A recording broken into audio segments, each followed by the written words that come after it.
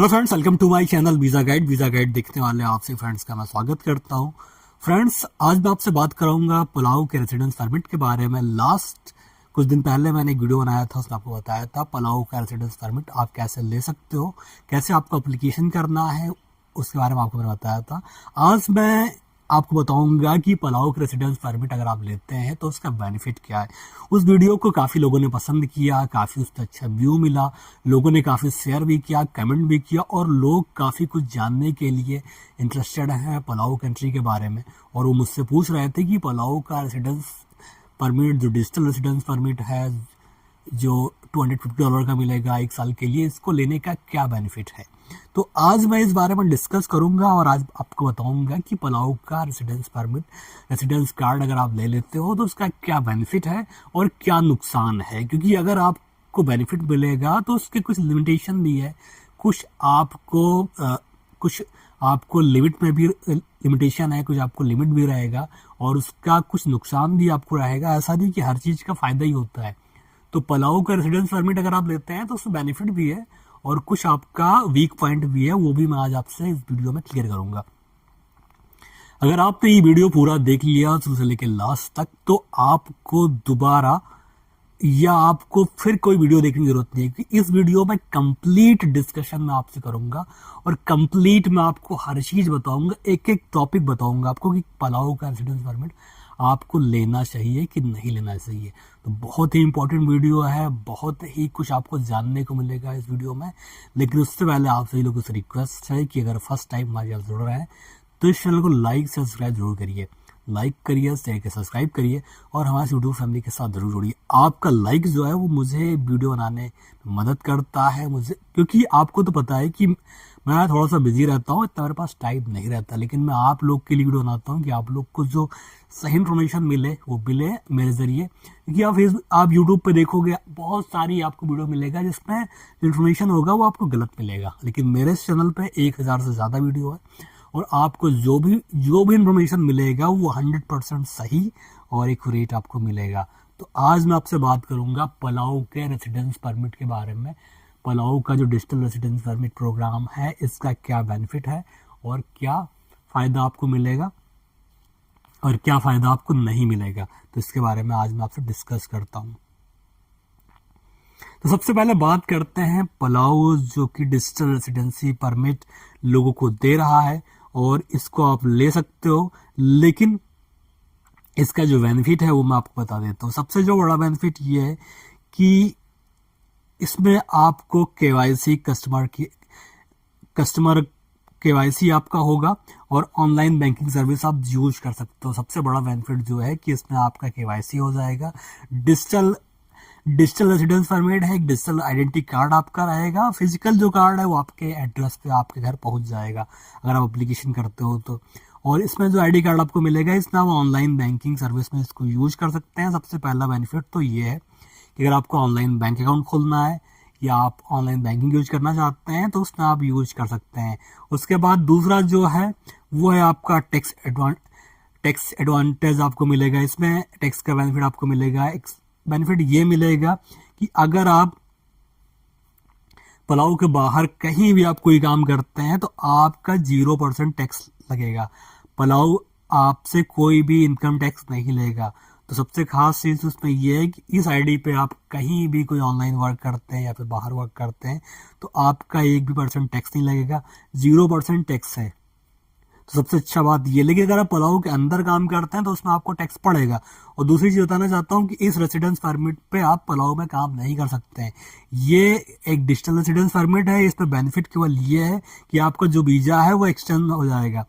तो अगर वहाँ पे आप टूरिस्ट वीजा के लिए आप जाते हो तो जो वीजा आपका है वो 180 डे आप वहाँ पर स्टे कर सकते हैं अगर आपके पास ये रेसिडेंस परमिट है। तो एक बेनिफिट ये है, जो सबसे बड़ा बेनिफिट है वो ये है कि आप 90 डेज की जगह 180 दिन तक आप रह सकते हैं, अपना जो वीजा है उसका एक्सटेंड करा सकते हैं। लेकिन टूरिज्म पर्पज के लिए अगर आप वहाँ पे काम करना चाहते हैं तो उसके लिए आपको वर्क परमिट चाहिए, वर्क वीजा चाहिए। वो डिफरेंट टाइप का वीजा है, ये डिफरेंट टाइप का है। तो ये केवल वहाँ पे घूमने के लिए, विजिटिंग करने के लिए आपको जो वीजा मिलेगा वो आपको मिलेगा। वो एक्सटेंड भी होगा तो खाली आपका जो विजिटर वीजा है वो एक्सटेंड होगा।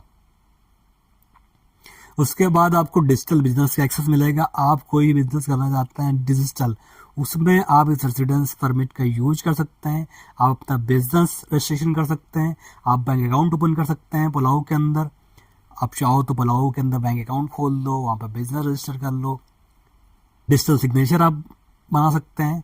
और डिजिटल आईडी आपका रहेगा, ये आपको डिजिटल आईडी मिलेगा, इसमें आप शॉपिंग भी कर सकते हैं इस आईडी के ज़रिए। आप इसमें ब्लॉकचेन में भी यूज कर सकते हैं। जो भी क्रिप्टो करेंसी के लिए आप तमाम आईडी यूज करते हैं, क्रिप्टो करेंसी पे आप ऐप पे आप एप्लीकेशन करते हैं तो उसमें आईडी की ज़रूरत पड़ती है, तो आप इस आईडी को यूज करके आप क्रिप्टो करेंसी, क्रिप्टो में भी आप पैसा इन्वेस्ट कर सकते हैं, क्रिप्टो में भी आप इन्वेस्टमेंट इस आईडी के जरिए आप कर सकते हैं। लिमिटेशन क्या क्या है इसमें बताता हूँ आपको, मतलब जो आपको बेनिफिट नहीं है वो आपको बताता हूँ। इसमें सबसे बड़ा जो वीक पॉइंट है इस रेसिडेंस परमिट पे, ये वो इसमें ये है कि no right to live in Palau, मतलब पलाऊ में आप रह नहीं सकते हैं। डिजिटल रेसिडेंस परमिट आपको मिल तो जाएगा, लेकिन यहाँ पे आप काम नहीं कर सकते हैं, बिजनेस आप वहाँ पे नहीं कर सकते हैं। तो ये जो रेसिडेंस परमिट है ये केवल घूमने के लिए, वहाँ पे आप जाके घूम सकते हो और रह सकते हो, आप वहाँ पे काम नहीं कर सकते, आप वहाँ बिजनेस नहीं खोल सकते। सिटीजनशिप और वोटिंग का राइट आपके पास नहीं होगा। तो अगर आपके पास रेसिडेंस परमिट है, इसका मतलब ये नहीं कि आप पुलाव के सिटीजन हो गए या आपके पास वोटिंग का राइट आ गया, तो वो भी आपका नहीं आएगा, वो भी आपको नहीं मिलेगा। और नो एक्सेस सोशल सर्विस, आपको सोशल सर्विस में कोई भी एक्सेस नहीं मिलेगा। तो जो कुछ आपको मिलेगा वो केवल ऑनलाइन ही मिलेगा। तो ये रेसिडेंस परमिट जो है ये पूरी तरीके से ऑनलाइन है, इसमें ऑफलाइन वाला कोई सिस्टम ही नहीं है। तो अगर आप चाहो तो एप्लीकेशन कर सकते हो, आपकी मर्जी है। रेसिडेंस परमिट पुलाव का आप ले सकते हो, और ये ज़्यादा सस्ता भी नहीं है। इसका जो सबसे सस्ता अगर आपको मिलेगा, इसको आप चाहो तो डिपेंड करता है आपके ऊपर, जो सबसे 1 साल का अगर आप लेते हैं तो उसका जो पड़ेगा वो $248 आपका पड़ेगा 1 साल के लिए। फिर आप चाहो तो एक्सटेंड करो, आप चाहो तो 5 साल का ले सकते हो, आप चाहो तो 10 साल का ले सकते हो। तो पुलाव का डिजिटल रेसिडेंस परमिट अगर आप लेते हैं तो आपको ये बेनिफिट है। बाकी आपके ऊपर है, आप लेना चाहते हैं कि नहीं लेना चाहते हैं, आपको लेना है कि नहीं लेना, आप मुझे कमेंट करके भी बता सकते हैं। मुझे बता सकते हैं कि आपको ये वीडियो कैसा लगा। तो उम्मीद करता हूं कि आपको समझ में आ गया होगा कि पुलाव के डिजिटल रेसिडेंस परमिट लेने का क्या बेनिफिट है और क्या बेनिफिट नहीं है। मैंने आपको हर चीज़ आपको एक्सप्लेन कर दिया है कि अगर आप पुलाव का डिजिटल रेसिडेंस परमिट लेते हैं तो आपको बेनिफिट क्या मिलेगा और क्या नहीं मिलेगा। और दूसरी बात, मैं आपको एक बात और बता देता हूँ इस वीडियो के माध्यम से, कि आपको इस रेसिडेंस परमिट के लिए किसी भी ट्रैवल एजेंट के पास जाने की ज़रूरत नहीं है, ना आपके पास किसी एजेंट के पास या फिर कोई इमिग्रेशन लॉयर के पास जाने की ज़रूरत है। ये बहुत ही ईजी है। बहुत सारी कंपनियां हैं, फेक कंपनियां हैं, जो आपसे पुलाव के डिजिटल रेसिडेंस परमिट के नाम पर लाख 1.5 लाख रुपए तक ले रहे हैं। तो आपको इस स्कैम में नहीं पड़ना है।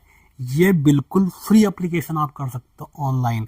अगर आपको नहीं पता है, आप खाली एक बार कमेंट कर दीजिएगा कि कैसे एप्लीकेशन करना है, मैं एक कंप्लीट वीडियो बना दूंगा, उसमें आपको बता दूंगा कि आप कैसे पुलाव का रेसिडेंस परमिट एप्लीकेशन कर सकते हो। एक एक चीज़ मैं आपको स्टेप बाय स्टेप गाइड कर दूंगा। तो बहुत ही इजी है और बहुत ही आसान है। ये सामने आप वेबसाइट देख रहे हो, इसी वेबसाइट पे आपको जाना है और यहीं से आपको एप्लीकेशन करना है। और इस एप्लीकेशन में मुझे जो सबसे अच्छा बात लगा वो ये लगा कि इसको अगर आपने ले लिया तो आप पुलाव पे 180 डेज आप स्टे कर सकते हैं। बस सबसे अच्छी बात मुझे इसके अंदर ये लगा। और इसका जो फिजिकल रेसिडेंस कार्ड जो है ये आपके होम एड्रेस पे आपको डिलीवर कर दिया जाएगा। और आप अगर चाहो तो इसको 5 साल का भी ले सकते हो। उसका जो फीस पड़ेगा वो 1000। अगर आप चाहो तो एक साल का भी रेसिडेंस परमिट ले सकते हो। उसकी जो फीस पड़ेगा वो $1039 आपका पड़ेगा अगर आप लेते हो 1 साल का। तो अगर आप 10 साल का लेते हो तो उसमें आपको पड़ेगा $2,039 आपका पड़ेगा 2 साल के लिए। तो डिपेंड करता है आप कितने साल का लेना चाहते हो। अगर आप ट्रायल के लिए लेना चाहते हो तो मेरे हिसाब से 1 साल का सही है, $248 का आप ले लीजिए। अगर आपको अच्छा लगता है, समझ में आता है तो आप ले सकते हो। Mailing address, Palau phone number, utility bill, digital banking, e commerce, 12% tax के साथ में आपको ये सारे बेनिफिट आपको मिलेगा। तो अगर आपको ये वीडियो हेल्पफुल लगे, अगर आपको अच्छा लगे तो आप मुझे ईमेल कर सकते हैं, मेरे चैनल को सब्सक्राइब कर सकते हैं। मेरा ईमेल है, अगर आपको कुछ एक्स्ट्रा इन्फॉर्मेशन चाहिए तो आप मुझे ईमेल कर सकते हैं। मेरा ईमेल है visaguide0@gmail.com। और अगर आपको ये चैनल हेल्पफुल लगे, अगर आपको वीडियो हेल्पफुल लगे तो आप इस चैनल को सब्सक्राइब कर सकते हैं। हमारे अभी यूट्यूब चैनल से नहीं जुड़ा है, जुड़ जरूर जाइए, क्योंकि ऐसे ही बेहतरीन इन्फॉर्मेशन मैं इस वीडियो पर देता रहता हूँ।